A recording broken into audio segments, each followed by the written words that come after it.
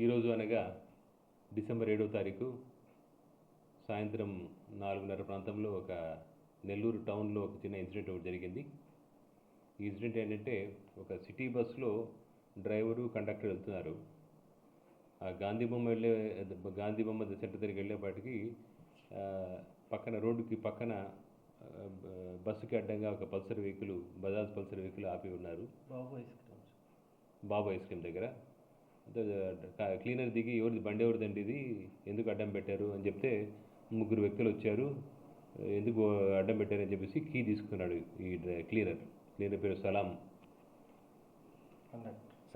సల్మాన్ అనే cleaner oblique conductor. తీసుకొని ఎందుకు అడ్డం పెట్టామని చెప్పేసి మందలించి అప్పుడు వాళ్ళు కొడతారు.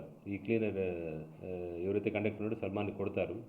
కొట్టిన తర్వాత మళ్ళీ బస్సు నడుపుకుంటూ డ్రైవరు, క్లీనరు, ప్యాసింజర్తో పాటు నెక్స్ట్ సెంటర్గా బోస్ బొమ్మ సెంటర్ దగ్గరికి వెళ్తారు.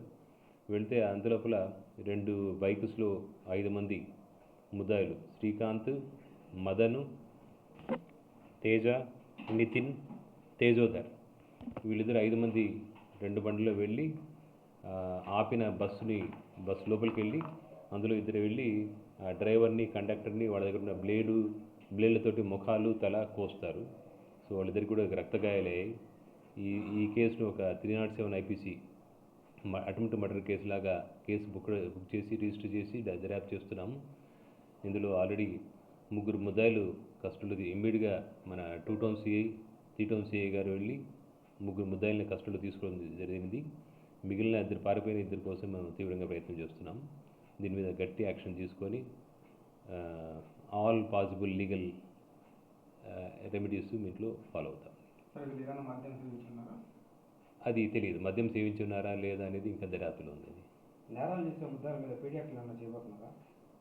కఠినమైన చర్యలని కూడా తీసుకుంటామండి. అంటే వీళ్ళ నేర చరిత్ర ఏముంది, గతంలో ఏం చేశారనేది కూడా పరిగణలో తీసుకొని మ్యాక్సిమం పాసిబుల్ ఎక్స్టెంట్ వీళ్ళకి పనిష్మెంట్ వచ్చేదిగా కేసు దర్యాప్తు చేస్తాం.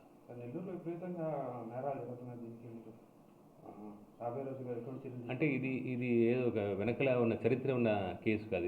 ఇది సడన్ ప్రొవొకేషన్. వాళ్ళకి వీళ్ళెవరో తెలియదు, వీళ్ళకి వాళ్ళెవరో తెలియదు. జస్ట్ ఒక ఇన్సిడెంటల్గా జరిగిన కేసు ఇది.